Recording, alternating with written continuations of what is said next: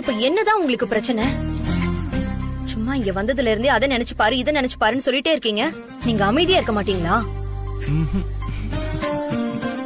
சரி சரி, ஏன் கோபப்படுற? உனக்கு தூக்கம் வருதுன்னா சொல்லிட்டு தூங்கு.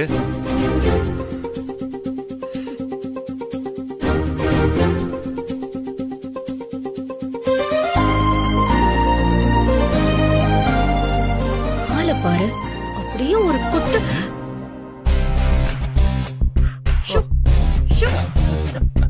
என்ன கொசு? ஆமா ஆமா, இங்க கொஞ்சம் கொசு தொல்லை ஜாஸ்தி தான். என்ன திமுரு? புரியல. என்ன? இந்த கொசு தொல்லை, அத சொன்னேன்.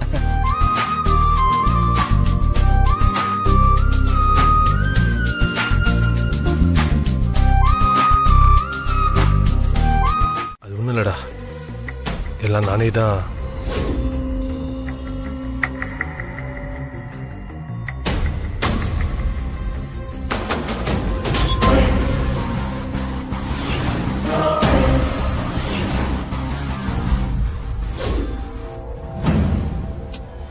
ஏன் மச்சான், ஏன்டா அப்படி பண்ண? அந்த வினயும் மித்ராவும் வீட்ல இருந்து கிளம்புனதுல இருந்து ஏதோ ஹனிமூன் போன மாதிரி கும்மாலம் போட்டுட்டு இருக்காங்க மாப்ள. அதை என்னால ஜீர்ணிச்சுக்க முடியல. எப்படியாவது அவங்கள பிரிச்சு விடணும்னு நினைச்சேன். அதுக்காக தான் நானே என் கையை கிழிச்சுக்கிட்டேன். அப்படி இருந்தும் கூட அவங்க 2 பேரும் என்னால பிரிக்கவே முடியலடா. தோ இப்ப கூட அவங்க 2 பேரும் ஒரே ரூம்ல தான் இருக்காங்க. ஆனா நான் அந்த ஓனா மூஞ்சி கூட தங்கிட்டு இருக்கேன். என்னால தூங்கவும் முடியல. அவங்க பண்றதெல்லாம் பார்த்துட்டு என்னால பொறுமையாவும் இருக்க முடியல. அதுக்காக தான் உன்னை போன் பண்ணி இங்க வர சொன்னேன். சரி மச்சான், இப்ப நான் என்ன பண்ணணும் சொல்லு. பசங்க ரூம்ல ரெடியா தான் இருக்காங்க. வர சொல்லவா? அவனுங்க வந்தானுங்கன்னா வினைய தடம் இல்லாம அழிச்சிட்டு போயிட்டே இருப்பானுங்க. அவசரப்படாத மாப்ள, இப்ப அவன் அட்டாக் பண்றது சரியா இருக்காது. எல்லாரும் ஒரே வீட்டுல தான் தங்கியிருக்காங்க. இந்த நேரத்துல பசங்க வீட்டுக்குள்ள வந்தா திரும்ப தப்பிச்சு போறது ரொம்ப பெரிய ரிஸ்க் ஆயிரும். சரி, இப்ப என்னதான்டா பண்றது? வேற வழி இல்ல மாப்ள. இன்னைக்கு ஒரு நைட் நான் பொறுமையா தான் இருந்தாகணும். அவசரப்பட்டு கை வச்சா நான் தான் மாட்டிப்பேன். புரியுதா? மச்சான், இழுத்துக்கிட்டே போகாத. பசங்களை ஒரு நாள் ஒர்க்குன்னு சொல்லி தான் கூட்டிட்டு வந்திருக்கேன். நாளைக்குன்னு தள்ளி போட்டுக்கிட்டே போனா பசங்க டென்ஷன் ஆயிடுவாங்க. டேய் மாப்ள, நீயே சொன்னாலும் நாளைக்கு பகல அவனை நான் தாண்ட விட மாட்டேன். விடிஞ்சதும் இங்க என்ன சிச்சுவேஷன் பார்த்துட்டு நான் அவனுக்கு போன் பண்றேன். வினய் எப்படியும் தனியா சிக்குவான். இந்த பாரு, ஒன்னும் அவசரம் இல்ல. அவனுக்கு அதிகபட்ச கெடு இன்னும் 24 மணி நேரம் தான். அதுக்குள்ள அவன் கதையை முடிச்சிருவான். எப்படியும் அவன் தனியா வருவான்.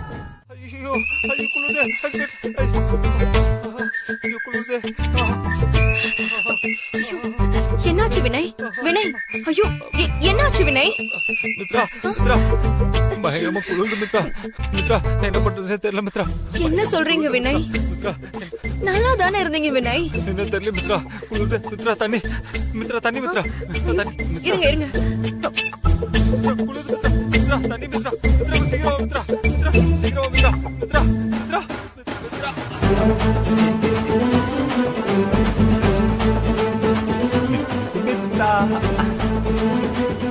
வினய், மித்ரா, குளிருது மித்ரா. வினய், இந்தாங்க எழுந்துருங்க.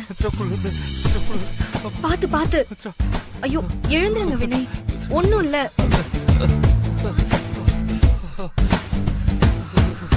இந்தாங்க வினய், இந்தாங்க இத குடிங்க. ரொம்ப சூடா இருக்கு.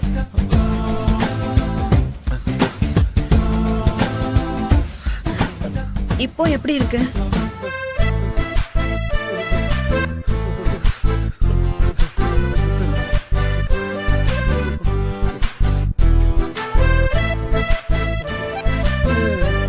ஓஹோ, உங்க ஊர்ல இதுதான் உடம்பு சரியில்லாததா?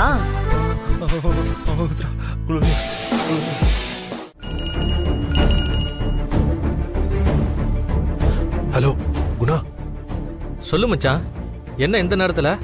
ஆமாடா, இந்த நேரத்துல தான் இந்த வினயும் மித்ராவும் தனியா ஒரே ரூம்ல இருக்காங்க. எனக்கு அது சுத்தமா பிடிக்கல. எனக்கு அது ரொம்ப டிஸ்டர்ப் பண்ணிட்டே இருக்கு. இத பாரு, நீ என்ன பண்ணுவே ஏது பண்ணுவே எனக்கு தெரியாது. இப்போ இந்த நிமிஷத்துல இருந்து இந்த வினயும் மித்ராவும் நிம்மதியாவே இந்த வீட்டுல தூங்க கூடாது. நீ என்ன வேணா பண்ணிக்கோ குணா. எனக்கு அவங்க ஒரே ரூம்ல இருக்கிறது சுத்தமா பிடிக்கல. சீக்கிரமா யோசிச்சு ஏதாச்சும் பண்ணு. சொல்லிட்டல, விடு மச்சான், நான் பாத்துக்கிறேன். இனி நீ அங்க நடக்கிறத மட்டும் பாரு.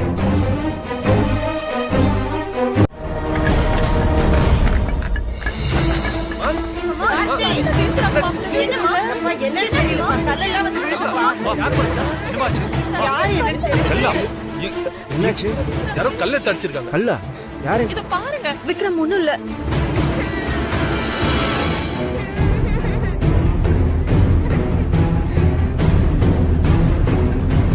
சரி, பயப்படாதீங்க.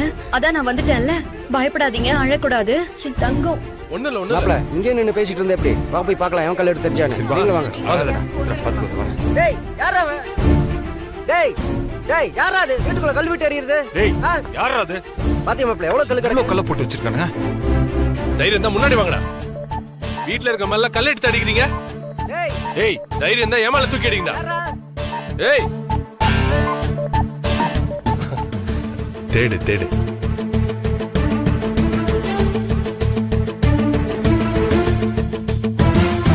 வாங்க, பசங்களுக்கு என்னாச்சுன்னு பாப்போம். வாங்க.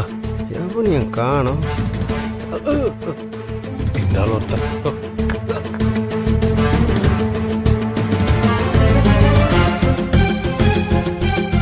வந்துட்டாங்க. என்னாச்சு? யாருப்பா வெளியில? யாருமே இல்லம்மா. வெளியில யாருமே இல்லன்னா யார் இந்த கல்லெல்லாம் தூக்கி போட்டது? தெரியலம்மா, வெளியில போய் பார்த்தேன். யாரையும் யாருமே அங்க காணோம். இல்லம்மா. மா, யாரா இருந்தானம்மா? நான் பாத்துக்கிறேன். நீங்க போய் தூங்குங்க. மித்ரா, வினய், நீங்க போய் தூங்குங்க. நான் நைட்டு ஃபுல்லா தூங்காம இங்க இருந்து பாத்துக்கிறேன்.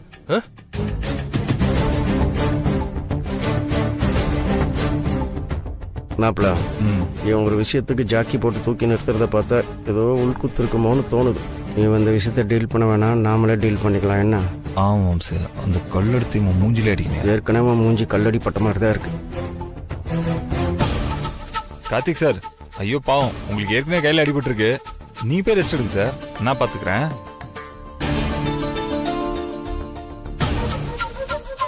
வினய், இல்ல வினய், உங்களுக்கு எதுக்கு சிரமம்? நான் பாத்துக்கிறேன்.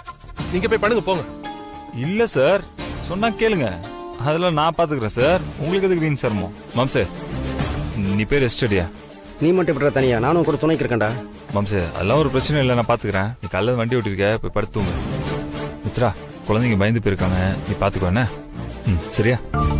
மா, நீங்க படுங்கம்மா, நான் பாத்துக்கிறேன். சரி, படுத்துக்கோ.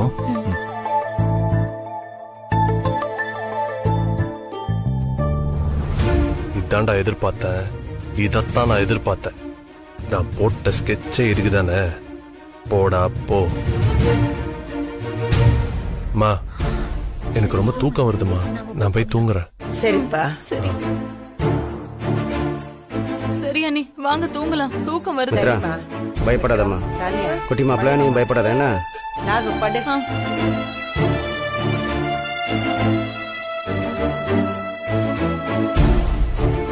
என்னப்பா இப்படி பேசுற?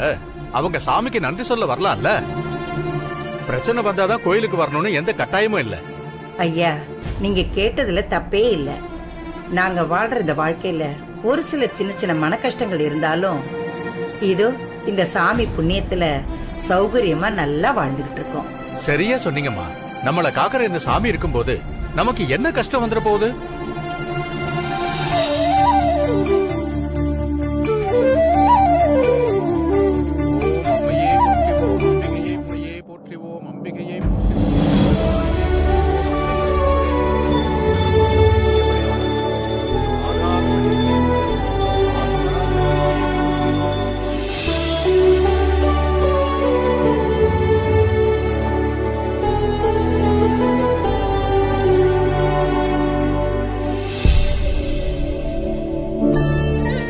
சாமியோட ஆசீர்வாதம் உங்களுக்கும் உங்க குடும்பத்துக்கும் எப்பவும் இருக்குமா.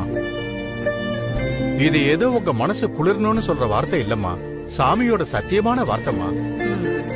நீங்க ஊர்ல இருந்து புறப்படுறதுக்கு முன்னாடியே இந்த சாமியை பத்தி முழுசா கேள்விப்பட்டிருப்பீங்கன்னு நினைக்கிறேன்.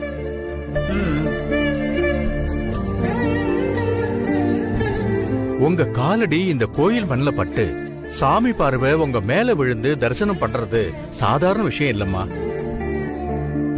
இந்த சாமியோட ஆசீர்வாதம் உங்களுக்கு இருந்தாதான் அது நடக்கும். எல்லாருக்கும் அந்த பாக்கியம் கிடைக்கிறது இல்லம்மா.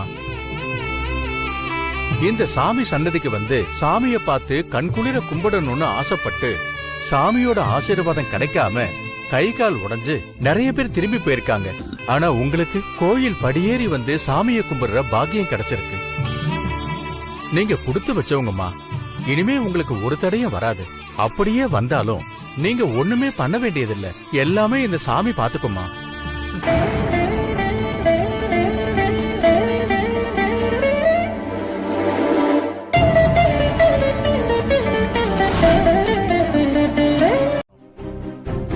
அடுப்பெரிக்கிற விறக காட்டுக்குள்ள போய் சேகரிச்சு கொண்டு வரணும்.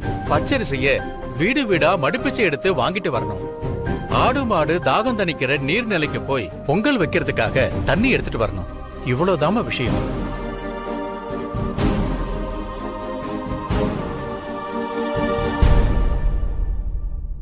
நீங்க சொல்றதெல்லாம் இன்னைக்கு கொண்டு வர முடியுது போல இருக்க. 2-3 நாளாயிரம் போல. எதுக்காக அவ்வளவு நாள்? நம்ம தான் இத்தனை பேர் இருக்கமே. ஆளுக்கு ஒரு வேலையை பார்த்தா அரை நாள்ல முடிச்சிடலாம். அதான் தம்பி நடக்காது. ஆளுக்கு ஒரு வேலையை பாத்தீங்கன்னா வேண்டுதல் பலிக்காது. அப்புறம் என்ன பண்றது சாமி? யாரு சாமி கிட்ட வேண்டிக்கிட்டாங்களோ அவங்க தனியா போய் தான் பொங்கல் வைக்கிற பொருள் எல்லாம் சேகரிச்சு கொண்டு வரணும். உங்கள யாரு சாமி கிட்ட வேண்டிக்கிட்டது?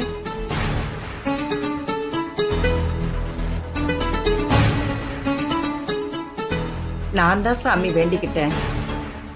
ஆனா எனக்காக நான் வேண்டிக்கல சாமி. இவங்க 2 பேருக்காக தான் நான் வேண்டிக்கிட்டேன்.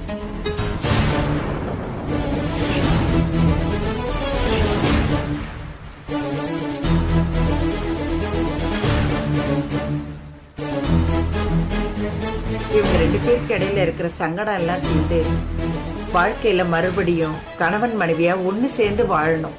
அது ஒண்ணுதான் சாமி என்னோட ஆசை, வேண்டுதல் எல்லாமே.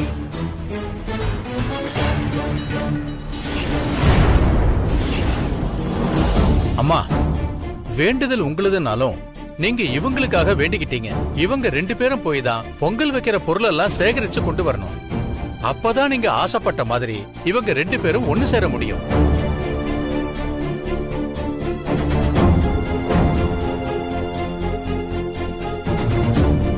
ஆனா ஒண்ணுமா, இவங்க 2 பேருக்கும் யாரும் எந்த உதவியும் பண்ணக்கூடாது.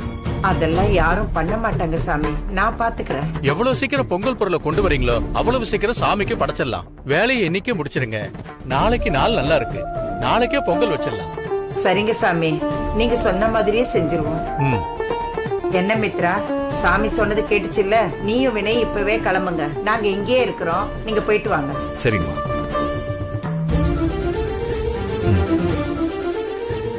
சரிங்கம்மா, போயிட்டு வரோம். வா மித்ரா.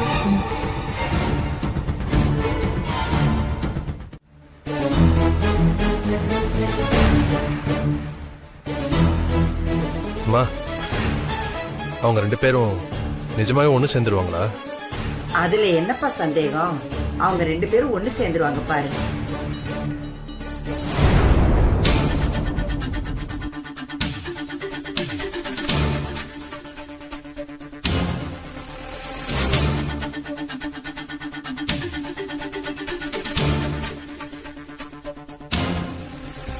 அது எப்படிமா அவ்வளவு உறுதியா சொல்றீங்க? கார்த்திக், வினயும் மித்ராவும் பிரிஞ்சு எத்தனை வருஷம் ஆயிருக்கும்பா? அது ஒரு 6-7 வருஷம் இருக்குமா.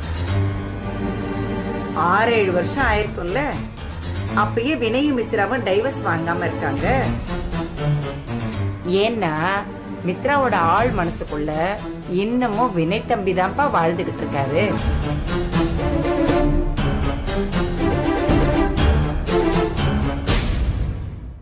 நீ கொஞ்சம் யோசிச்சு பாரு கார்த்திக்.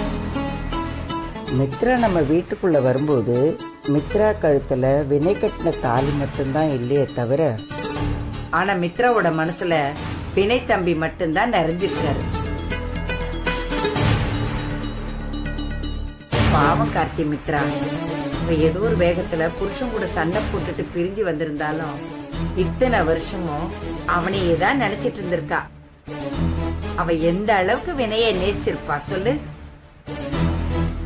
இத்தனை வருஷமா அவ விஷயத்துல கண்ணை திறக்காத கடவுள் இப்பவாவது கண்ணை திறந்திருக்காருப்பா. அது வரைக்கும் சந்தோஷம்தான்ப்பா. எல்லாமே இந்த சாமியோட மகிமை தான்.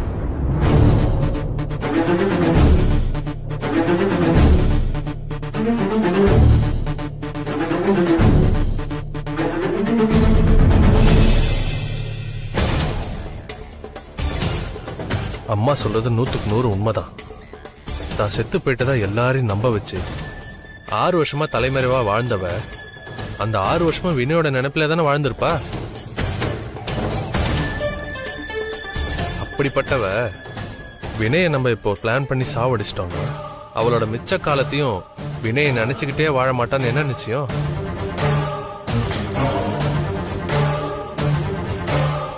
வினய் இந்த மண்ணில இருந்து கூட ஈஸியா அழிச்சிடலாம். ஆனா இந்த மித்ராவோட மனசுல இருந்து அவளை ஈஸியா அழிக்க முடியாது. அது ரொம்ப கஷ்டம். வினய நாம கொன்னுட்டா அவன் மித்ரா மனசுலயே நிரந்தரமா தங்கிடுவான். அதனால அதை நான் இப்ப செய்யவே கூடாது. வினய உயிரோட வச்சுட்டு தான் மித்ரா மனசுல இருந்து அவனை கொஞ்சம் கொஞ்சமா நிரந்தரமா பிரிக்கணும். இல்லனா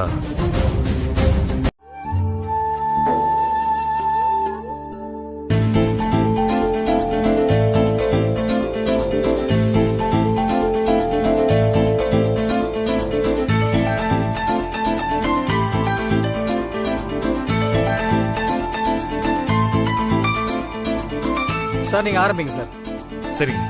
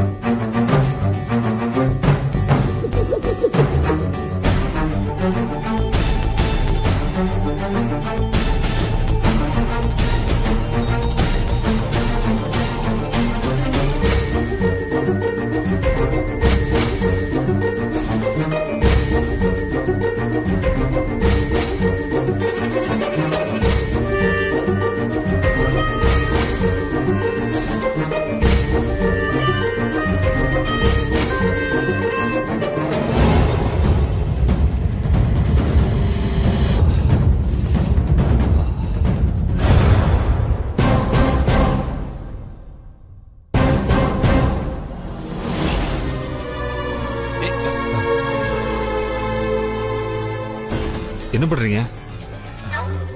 வினய், ஏன் வினய் நான் இங்க வரக்கூடாதா? தூக்கமே வரமாட்டேங்குது. பிறந்து படுக்கிறேன், சினிமா பாட்டெல்லாம் கேட்கறேன், புக்ஸ் எல்லாம் படிக்கிறேன், என்னென்னவோ பண்ணி பாக்குறேன், தூக்கமே வரமாட்டேங்குது. அதான் மித்ராவை பார்த்துட்டு சார்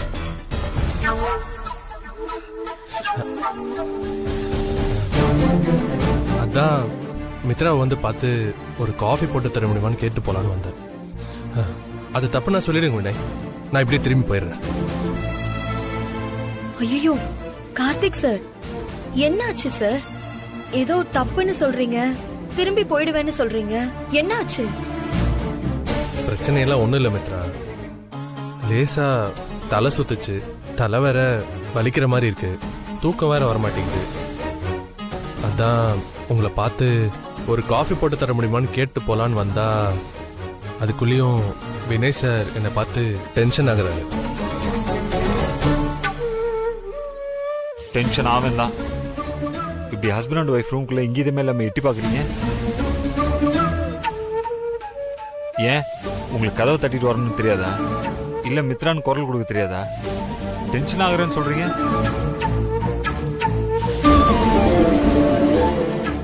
தப்புதான் வினய், என்னோட தப்புதான். அதுக்காக நான் உங்ககிட்ட சாரி கேட்டுக்கிறேன். ஆனா நான் இதை தெரிஞ்செல்லாம் பண்ணல வினய். ஏதோ தலைவலியில என்ன பண்றதுன்னு தெரியாம பண்ணிட்டேன். சாரி. நீங்க எங்களை பிரிஞ்சு போறதுனால எங்க ஃபேமிலி இழக்க போறது நிறையவே இருக்கு மித்ரா. ஆனா அத பத்திலாம் நான் ஒன்னும் ஃபீல் பண்ணல. உங்களோட லைஃப் தான் எனக்கு ரொம்ப முக்கியம். நீங்க எங்க இருந்தாலும் மகிழ்ச்சியா சிரிச்ச முகமா இருக்கணும். அதுதான் என்னோட விருப்பம், வேண்டுதல் எல்லாமே. ஆனா வினய் தான் என்ன சந்தேகப்படுறாரு. உங்ககிட்ட நான் பேசுறது பழகுறது எதுவுமே அவருக்கு பிடிக்கல மித்ரா. இப்ப கூட நான் உங்ககிட்ட காஃபி போட்டுதாங்கன்னு சொன்னது அவருக்கு சுத்தமா பிடிக்கவே இல்லை. அதெல்லாம் விடுங்க சார், நீங்க முதல்ல போய் தூங்குங்க, அப்பதான் தலைவலி முழுசா குணமாகும்.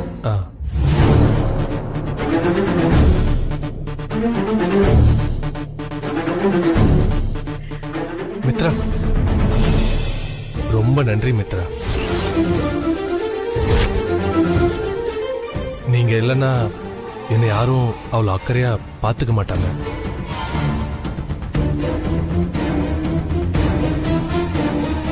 மித்ரா, உங்களை விட்டா எனக்கு யாருமே இல்ல மித்ரா. இந்த மிட் நைட்ல நான் கேட்டதும் எந்த மறுப்பு சொல்லாம எனக்காக அழகா காஃபி போட்டு தந்தீங்க. இந்த நைட் டைம்ல சொந்த பொண்டாட்டி கிட்ட காஃபி கேட்டா கூட போட்டு தர மாட்டாங்க. ஆனா நீங்க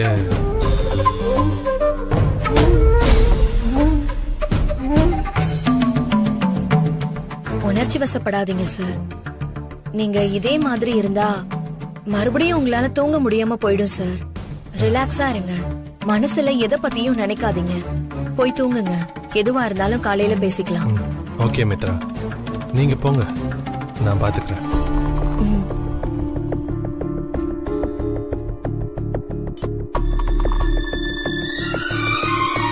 குட் நைட் சார், நிம்மதியா தூங்குங்க. என்ன? கண்டிப்பா. மித்ரா, ஒரு நிமிஷம். எனக்கு டெய்லி மார்னிங் இதே மாதிரி ஒரு அருமையான காஃபியோட எழுப்ப முடியுமா ப்ளீஸ்? கண்டிப்பா பண்றேன் சார். ஷூர்? கண்டிப்பா மறந்துட மாட்டீங்களே? இல்ல சார், நான் வரேன். Good night.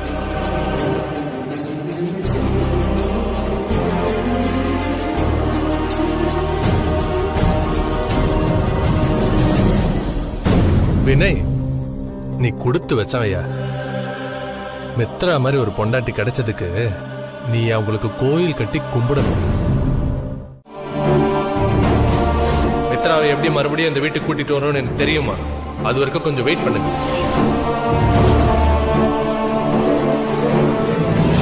நானும் மித்ராவை கல்யாணம் பண்ணிக்கலான்னு எத்தனை நாளா ஆசையா கனவு கண்டுட்டு இருந்தேன். எல்லாத்துலயும் மண்ணள்ளி போட்டு புதைச்சிட்டாங்கல்ல.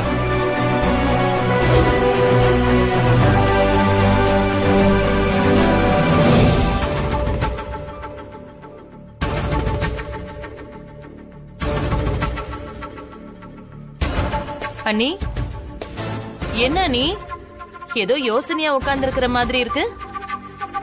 அப்படி என்ன யோசிச்சுட்டு இருக்கீங்க? அத உங்ககிட்ட சொன்னா நீ தீர்த்து வச்சிருவியா? என்ன நீ இப்படி கேட்டுட்டு இருக்கீங்க? கண்டிப்பா நான் தீர்த்து வைப்பேன். நீங்க என்ன பிரச்சனைன்னு மட்டும் சொல்லுங்க. உங்ககிட்ட சொன்னேன்னு வச்சுக்கோ, நீ பிரச்சனை தீர்த்து வைக்க மாட்ட, அதை எப்படி இன்னும் பெருசாக்கலான்னு தான் பாப்பேன்.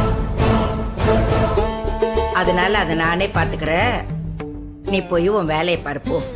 அண்ணி, நீங்க சொல்லலன்னா எனக்கு என்ன எதுவுமே தெரியாதுன்னு நினைச்சிட்டீங்களா? நானும் நம்ம குடும்பத்துல ஒருத்திதான். இங்க என்ன நடக்குதுன்னு எனக்கும் நல்லாவே தெரியும்.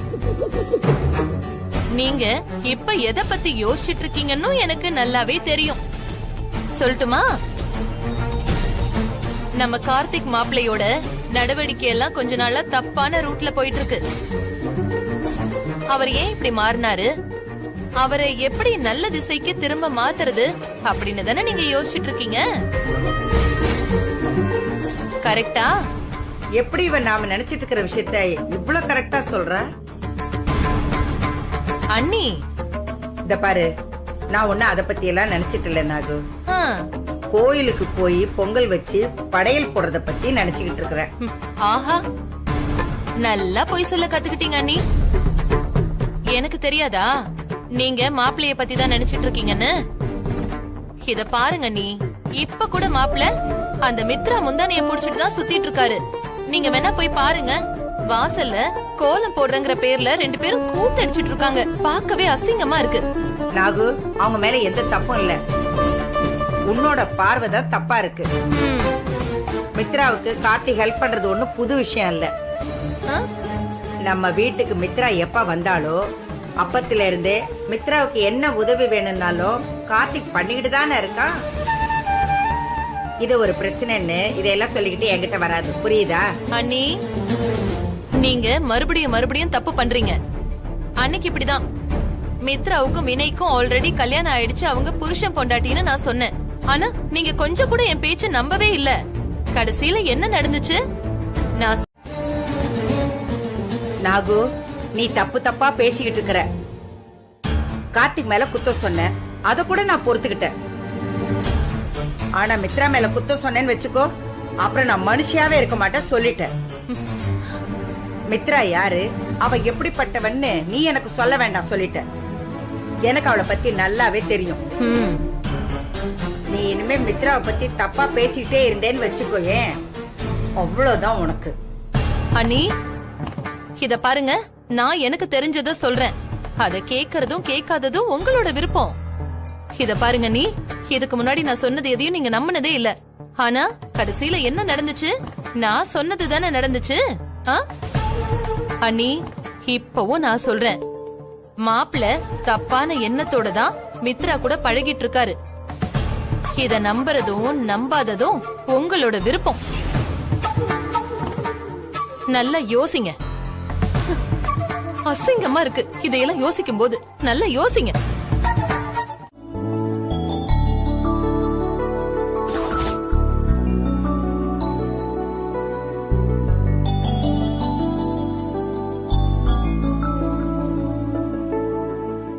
அம்மா, நான் சொன்ன மாதிரியே பொங்கல் வைக்க தேவையான பொருள்லாம் சேகரிச்சு கொண்டு வந்துட்டீங்களா? எதுவும் குத்தம் குறணும் ஒண்ணும் இல்லையே. அப்படி ஏதாவது இருந்தா சாமி குத்தம் ஆயிடுமா, அப்புறம் உங்க வேண்டுதல் பலிக்காம போயிடும்.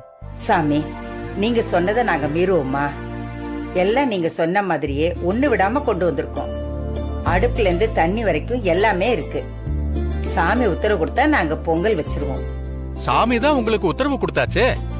இந்த கோயிலோட ஈசான மூலையில அடுப்ப தயார் பண்ணி வச்சுட்டு சொல்லுங்க.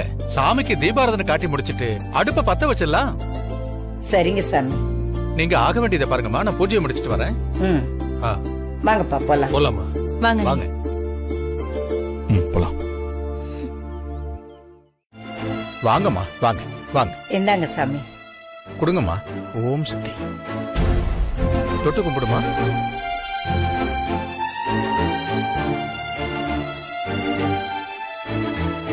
தடங்கள் எதுவும் இல்லாம நல்லபடியா பொங்கல் வச்சு படையல் போடணும்னு சாமி கிட்ட வேண்டிக்கிங்க. சரிங்க சாமி.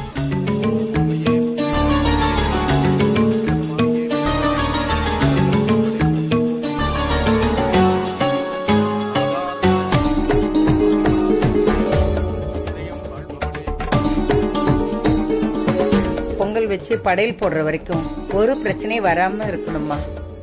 எந்த பிரச்சனையும் இல்லாம நீ தான் நல்லபடியா நடத்தி கொடுக்கணும்.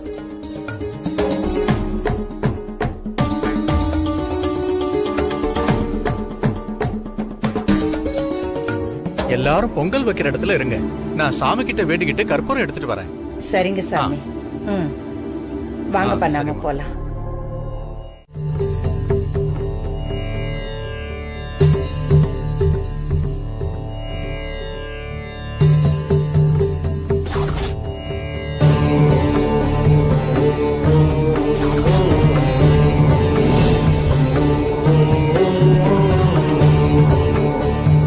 ரெண்டு பேரும் கற்பூரத்தை வாங்கி அடுப்ப மூட்டுங்க.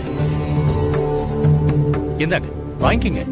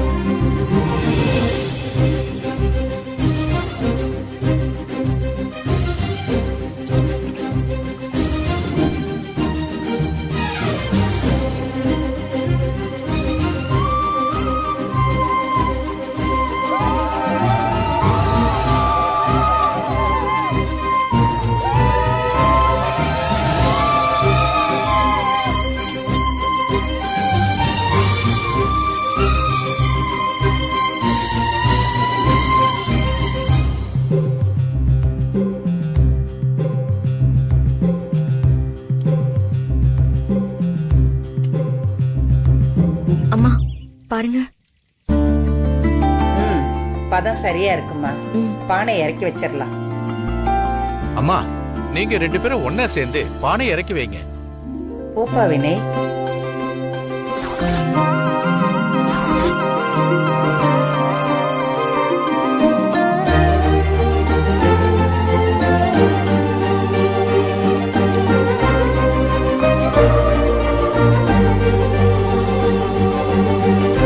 அம்மா சாமியோட ஆசீர்வாதத்தால நல்லபடியா பொங்கல் வச்சாச்சு.